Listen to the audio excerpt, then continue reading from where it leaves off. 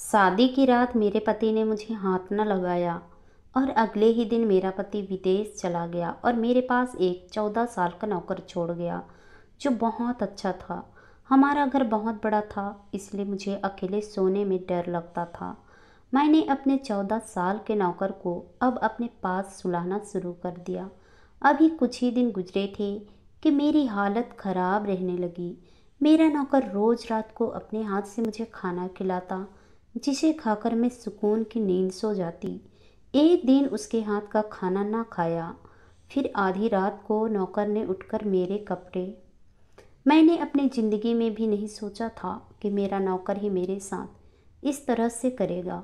मैं सोच भी नहीं सकती थी ये मेरे साथ कैसे हो गया था। मुझे जल्द से जल्द इस दलदल से बाहर निकलना था, वरना मेरा बहुत बड़ा नुकसान हो जाता। मैं अपने खूबसूरत नौकर को देखकर कई बार अपना दिल हार बैठी थी, क्योंकि मेरा पति तो मेरी ज़रूरत को पूरा ही नहीं कर सकता था और ना ही वह यहाँ मौजूद था। लेकिन फिर भी मैंने उसकी बीवी होने का फर्ज निभाया और अपने दिल और अपनी नज़रों को काबू में किया। लेकिन मेरा नौकर किशोर मेरे साथ यह करेगा, मैं तो सोच भी नहीं सकती थी। पिछले कई दिनों से मैं अपने साथ अपने नौकर किशोर को सुला रही थी। इतने बड़े घर में मेरे और उसके अलावा कोई भी नहीं था और मुझे अकेले सोने में डर लगता था। इसी वजह से मैंने उसे कहा कि तुम मेरे बिस्तर के पास नीचे कपड़ा बिछाकर मेरे पास सो जाया करो। इस तरह मेरा दिल लगा रहेगा और तुम्हारी तनख्वाह भी डबल हो जाएगी। तुम्हारी माँ का फ़ायदा हो जाएगा। बेचारी परेशान रहती है, उसका कमाने वाला तुम्हारे अलावा कोई नहीं है। डबल तनख्वाह होगी तो वह बहुत ज़्यादा खुश हो जाएगी और इस घर में तुम्हें किसी चीज़ की कमी नहीं होने दूंगी। बल्कि यूँ समझो कि तुम मेरे अपने ही हो। लेकिन वह कहते हैं ना, किसी को बच्चा कर देने से कोई बच्चा नहीं होता। एक हफ्ते के बाद जब मुझे पता चला कि मेरा नौकर किशोर मेरे साथ यह भी करेगा, देखकर मेरी रूह कांप गई, क्योंकि वह एकदम से मेरी तरफ घूर रहा था। मैं अभी शावर लेकर निकली ही थी कि दरवाजे पर घंटी बजी। मेरे पूछने पर आवाज़ आई कि मैडम, मैं कमला, मैं अपने बेटे के साथ आई हूँ। मैंने बाल खुले छोड़े और जाकर दरवाज़ा खोला तो बाहर वो औरत अपने बेटे के साथ खड़ी थी। उसका बेटा मुझे टुकटुकी बांधे देख रहा था। इस वक्त शायद कोई भी मेरी तरफ देखता तो यूं ही करता, क्योंकि मेरे जिस्म पर तौलिया बंधा हुआ था। उस औरत ने कहा कि मैडम, मैं अपने बेटे को काम पर छोड़ने आई हूँ। मुझे पता चला है कि आपको अपने घर के कामकाज के लिए एक नौकर की ज़रूरत है, तो इसलिए मैं अपने बेटे को आपके पास छोड़ना चाहती हूँ। मैडम, यह मेरा बेटा है और यह कभी आपको शिकायत का मौका नहीं देगा। आप जो कहेगी वैसा ही करेगा। वो औरत यह बोलकर चली गई और अपने बेटे को सख्ती से बोली कि मैडम का हर तरह से ख्याल रखना। इतने बड़े घर में अकेले रहती थी, ऐसे में एक नौकर, वो भी 14 साल लड़का। मेरे लिए इससे बढ़कर अच्छी बात क्या हो सकती थी। उस लड़के का नाम किशोर था और वह कहीं से भी नहीं लगता कि किसी गरीब खानदान से है। मगर वह कहते हैं ना कि शक्लो सूरत से थोड़ी ना पता चलता है कि इस पेड़ का फल मीठा होगा या कड़वा, जब तक उसे चख न ले। वही मिसाल इंसान की है। खैर, किशोर को मैंने घर का कामकाज समझा दिया और खुद अपने कमरे में चली आई। ऐसा ही वक्त गुजरने लगा। किशोर मुझे बहुत अच्छा लगता था। वो मेरे सभी काम करता था और वह रात को देर से ही घर जाता था।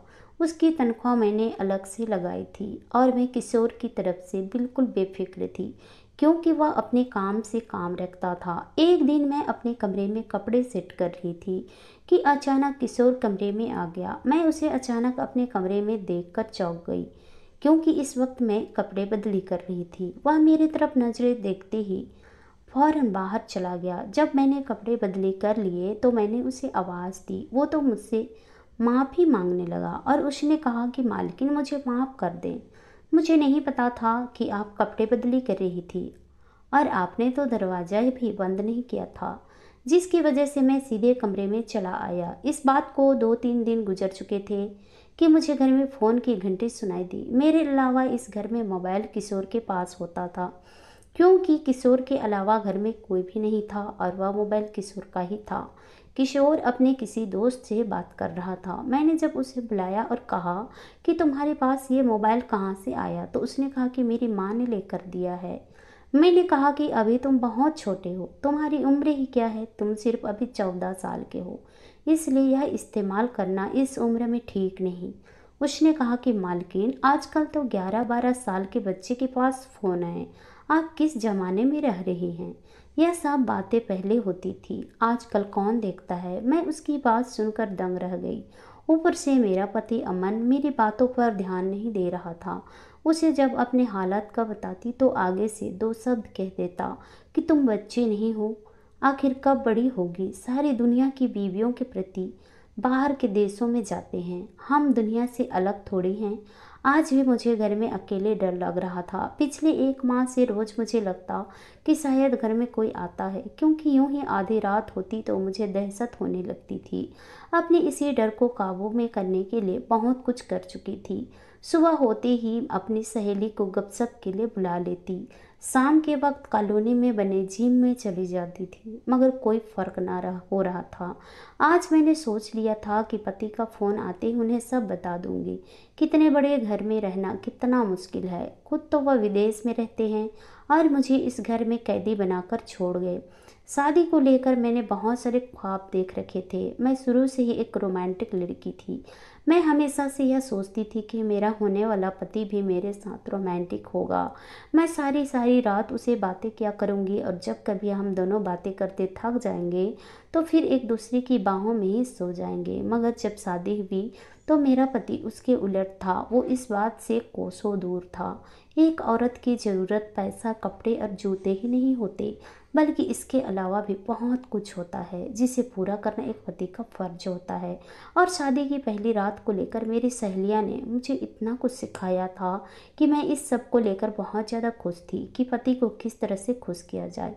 शादी की पहली रात ही मेरे पति ने मुझे कहा कि मैं जानता हूँ तुमने बहुत सारे ख्वाब सजा रखे होंगे, लेकिन मैं ऐसा आदमी हरगिज नहीं कि तुम्हारी हर छोटी बड़ी और ख़ासकर इस ज़रूरत का ख्याल रखूँ। तुम्हें कभी पैसे की कमी नहीं होगी, बस तुम्हें मेरे मुताबिक चलना होगा। हम दोनों दुनिया वालों की नज़र में तो पति पत्नी होंगे, लेकिन हमारा आपस में ऐसा कोई ताल्लुक ना था जिससे यह साबित हो कि हम दोनों पति पत्नी हैं।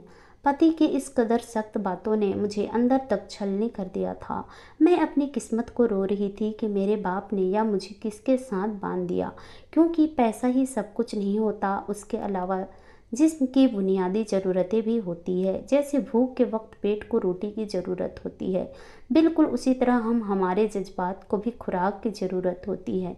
पिछले 1 हफ्ते से मैं अपने पति से बिल्कुल बात नहीं कर रही थी। वह लगातार मुझे फ़ोन करते, लेकिन मैं उनका फ़ोन नहीं उठा रही थी। तंग आकर अगले हफ्ते मैंने उससे कहा कि आज के बाद मुझे फ़ोन ना करिएगा। आप शादी के अगले दिन ही विदेश वापस चले गए। मुझे अपने शादी में और इस घर में बांधकर आप तो अपनी जिम्मेदारी से आज़ाद हो गए थे, लेकिन मेरे जज्बात, मेरी मोहब्बत और मेरी ज़िंदगी का क्या? मेरी भी तो कुछ ज़रूरतें थी, मुझे भी तो बच्चों की बहुत तमन्ना थी, लेकिन आपने तो कभी इस तरह मेरे बारे में सोचा भी नहीं। मेरे पति ने कहा कि तुम परेशान ना हो, मैं 3 माह के बाद वापस आ रहा हूँ। दरअसल मुझे यहाँ कुछ इमरजेंसी थी जिसकी वजह से मुझे अचानक आना पड़ा, लेकिन तुम बिल्कुल भी फिक्र ना करो, मैं जल्द ही आ जाऊँगा। तुम ऐसा करो कि किशोर को अपने पास सुला लिया करो, वह रोज़ रात को तुम्हारे पास सो जाया करेगा और वह तो बच्चा है, तुम्हें उससे किसी किस्म की घबराहट भी नहीं होगी। और हाँ, वह 24 घंटे तुम्हारे साथ ही रहेगा। इस तरह तुम्हारा दिल भी लगा रहेगा और उसे भी साथ मिल जाएगा। वह बड़ा नेक बच्चा है, तुम्हें कभी भी परेशानी का सामना नहीं करना पड़ेगा। पति की बात सुनते ही अगले दिन मैंने किशोर की माँ को कमरे में बुला लिया और उसे कहा कि अब से किशोर 24 घंटे यहीं रहेगा और उसकी तनख्वाह डबल होगी। उसकी माँ को कोई दिक्कत नहीं था, इसलिए वह झट से मान गई। उसने अपने बेटे किशोर को कहा कि आज के बाद तुम्हें यहीं पर रहना है, इसलिए अपने मालकिन को खुश रखना। मैंने कहा कि तुम्हारा खुश रखने से क्या मतलब है? तो उसकी माँ ने कहा कि मालकिन कुछ नहीं, बस मैं यह कह रही थी कि वह आपका कहा माने और आपकी कोई भी बात ना टाले। मुझे ऐसा लगा था जैसे उसकी माँ कुछ कहते कहते चुप हो गई थी। इसके बाद किशोर की माँ घर चली गई। किशोर अब यहीं पर मेरे पास रहता सोता था। वो मेरा पहले से ज़्यादा ख्याल रखता था, लेकिन ख्याल रखने के साथ साथ वह मोबाइल का इस्तेमाल बहुत ज़्यादा करता। कई बार मैं उसे मना कर चुकी थी कि इस उम्र में फ़ोन करना अच्छी बात नहीं, लेकिन वह मेरी बात को एक कान से सुनकर दूसरे कान से निकाल देता। एक दिन मेरी तबीयत बहुत ज़्यादा बिगड़ गई। मैं नर्स के पास गई तो नर्स ने कहा कि आपको आराम की ज़रूरत है, आप किसी बात का बहुत ज़्यादा स्ट्रेस ले रही हैं, जिसकी वजह से आपकी तबीयत बिगड़ गई है। मेरी हालत बहुत अजीब हो चुकी थी। मुझे समझ नहीं आया कि आखिर मेरे साथ क्या होता है। और किशोर अक्सर रात का खाना बाहर से ही लेकर आता था, लेकिन हैरत की बात यह थी, जब मैं खाना खाती तो फौरन मेरा सर भारी होने लगता। इसके बाद मुझे कुछ होश न रहता कि यह मेरे साथ क्या हो रहा है, मैं कहाँ पर हूँ। लगातार मेरे साथ ऐसा ही होता था। एक दिन मैंने किशोर से कहा कि किशोर, आज के बाद तुम बाहर से खाना लेकर मत आना, क्योंकि मुझे बाहर का खाना अच्छा नहीं लग रहा। और जब मेरे पति को पता चलेगा तो वह भी मुझ पर गुस्सा होंगे कि कितनी बार कहा है खाना हमेशा घर पर बनाया करो, आज के बाद मैं घर पर ही खाना बनाऊंगी। यह बात सुनते ही किशोर का चेहरा फीका पड़ गया। उसने कहा कि नहीं मालकिन, आप परेशान ना हो, मैं अपनी माँ से कहता हूँ, वह रोजाना रात का खाना बना देगी। आप बीमार रहती हैं, आपको नर्स ने कहा है कि आप आराम करें, इसलिए आपको चाहिए कि आप किसी बात पर भी ध्यान ना दें, बल्कि आराम करें ताकि आप जल्द से जल्द ठीक हो जाएं। किशोर का मेरा यूँ फिक्र करना मुझे बहुत अच्छा लगता था। मैं सोचती थी कि काश किस तरह मैं रोमांटिक थी, उसी तरह मेरा पति भी होता। मैंने एक दिन किशोर से कहा कि किशोर, तुम शादी के बारे में क्या सोचते हो? तुमने कभी सोचा है कि तुम्हारी बीवी कैसी होनी चाहिए? तो किशोर ने मुझे बताया कि अजीब सा सवाल किया। उसने कहा, मालकिन, मैं चाहता हूँ कि मेरी बीवी आप जैसी हॉट और बहुत ही खूबसूरत हो। मैंने कहा, अच्छा, क्या मैं तुम्हें खूबसूरत लगती हूँ? तो उसने कहा कि मालकिन, आप जैसा इस दुनिया में कोई खूबसूरत नहीं, आप बहुत ही ज़्यादा खूबसूरत हैं। लगता है साहब ने कभी आपकी तारीफ नहीं की, इसलिए आपको अपनी खूबसूरती पर शक है। किशोर का इस तरह का खुल्लम खुल्ला मेरी तारीफ करना मुझे बहुत अच्छा लगा था। जाहिर सी बात है, कोई भी मर्द जब औरत की तारीफ करता है तो वह औरत को अच्छा ही लगता है। मुझे भी गैर मर्द का तारीफ करना बहुत अच्छा महसूस हुआ था। मेरा दिल चाहा कि किशोर मेरी तारीफ करे और मैं उसके मुंह से अपनी तारीफ सुनती रहूं, लेकिन ऐसा मुमकिन नहीं था। मैं और मेरा 14 साल नौकर एक ही कमरे में सोते थे। मैं तो उसे अपना बच्चा ही समझती थी, क्योंकि मैं उसे अपने बेटे की तरह ट्रीट करती थी। मगर मेरे दिल में कई बार शैतानी ख्याल आया, जो कि अच्छा नहीं था। लेकिन मैं खुद अपने आप पर कंट्रोल रखी हुई थी, क्योंकि मेरा यह खूबसूरत जिस्म मेरे पति की अमानत थी। जब भी किशोर के चेहरे की तरफ देखती तो वह बहुत ही भला महसूस होता था, क्योंकि वह बहुत ही ज़्यादा खूबसूरत लड़का था और अपनी उम्र से कई गुना बड़ा लगता था। लंबा चौड़ा, ऊपर से क्लीन से, वह एक भरपूर मर्द लगता था। यही सोचते हुए जाने कब मैं सो गई, मुझे पता ही न चला। जब सुबह मेरी आँख खुली तो मेरे कपड़े अजीब हालत में थी, क्योंकि रात को मैं यही पहनकर सोती थी, जबकि किशोर घर पर मौजूद नहीं था। मैं काफ़ी देर तक उसका इंतज़ार करती रही, लेकिन वह न आया। शाम को जब वह वापस लौटा तो मैंने कहा कि तुम सारा दिन, तुमने बताया ही नहीं, कहाँ गए थे? कम से कम तुम्हारे पास यह मोबाइल तो था, मुझे फ़ोन ही कर देते कि आज मुझे कोई ज़रूरी काम था। तो मेरे 14 साल का नौकर ने कहा कि मालकिन, माँ की तबीयत ठीक नहीं थी, अचानक मुझे वहाँ जाना पड़ा, इसलिए मैं आज घर पर मौजूद नहीं था। मुझे माफ़ कर दें। मैं अगली रात यही सोचती रही कि कल मेरे साथ क्या हुआ था, क्योंकि मुझे कुछ बहुत सी ज़्यादा अजीब महसूस हो रहा था। यूँ लगता था कि जैसे कल रात कुछ गलत हुआ है। किशोर भी सो चुका था। जब सुबह मेरी आँख खुली तो मैंने किशोर से कहा, तुम रात को किस टाइम सोते हो? तो वह मुझे कहने लगा, मालकिन, मैं तो आपसे पहले ही सो जाता हूँ। मैंने कहा कि अच्छा ठीक है, लेकिन कल रात 2 बजे अचानक मेरी आँख खुली थी। इस वक्त किशोर जाग रहा था और मुझे उठते देख कर वह फौरन सोता हुआ बन गया। मैं यही सोचती रही कि किशोर ने मुझसे झूठ क्यों बोला, आखिर यह क्या वजह थी। अब मैंने सोच लिया था जो पिछले कई दिनों से मेरे साथ हो रहा था, अब मैं उसका पता करके ही रहूँगी। अगली रात जल्दी मैं अपने कमरे में आकर सोती हुई बन गई। किशोर तकरीबन 12 बजे कमरे में आया और वह भी आकर लेट गया। मेरी नज़र किशोर की हर हरकत पर थी, लेकिन आधी रात को मेरे होश उड़ गए, मेरे कदमों तले से ज़मीन निकल गई। जब मैंने सुना कि किशोर मेरे पति से बात कर रहा था और वो दोनों आपस में मेरे बारे में ही बात कर रहे थे। और किशोर ने कहा, हाँ मालिक, आपका काम हो जाएगा, आप बिल्कुल भी फिक्र ना करें।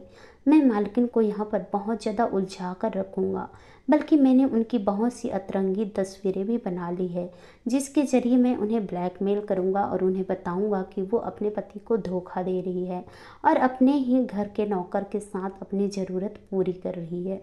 इस तरह वह कभी भी आपसे यह नहीं कहेगी कि आप जल्द से जल्द वापस आ जाएं, क्योंकि उनको खुद से धोखे की बू आएगी। और वैसे मालिक, आपकी बीवी है बहुत खूबसूरत, मगर कम वक्त मुझे वह अपना बेटा मानती है, वरना बहती गंगा में एक बार मैं भी हाथ धो लेता। यह सुनते ही मेरी आंखों में आंसू आ गए थे। सोच भी नहीं सकती थी कि मेरा पति इस कदर घटिया हरकत करेगा।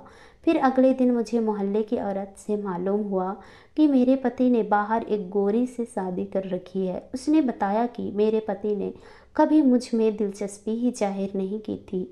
वह फ़ोन भी मुझे अपनी माँ के डर से करता था। जिस औरत ने मुझे सब बताया वह मेरी सास की सहेली थी। अगले दिन ही मैंने अपने नौकर किशोर की छुट्टी करवाई, क्योंकि मैं तो उसे बच्चा समझती थी, लेकिन वह बच्चा नहीं था, क्योंकि मुझे पता चल चुका था कि मौका मिलते ही मुझसे अपना मतलब निकाल सकता था। आज मैं अपने पति से तलाक ले चुकी हूँ, क्योंकि ऐसे धोखेबाज के साथ मैं अब एक पल भी नहीं रहना चाहती थी और मैं अब नौकरी करना शुरू कर दी। वहीं मुझे एक लड़के से प्यार हो गया और हम दोनों ने शादी कर ली। आज मैं बहुत खुश हूँ। आशा करती हूँ दोस्तों आप लोगों को ये कहानी पसंद आई होगी। कहानी पसंद आई तो कहानी को लाइक कीजिए, शेयर कीजिए, कमेंट कीजिए और ऐसी ही कहानी सुनने के लिए प्लीज़ हमारे चैनल को सब्सक्राइब जरूर कीजिए। तो चलिए दोस्तों, मिलते हैं नेक्स्ट किसी नई कहानी के साथ। तब तक बाय बाय, अपना ख्याल रखिए।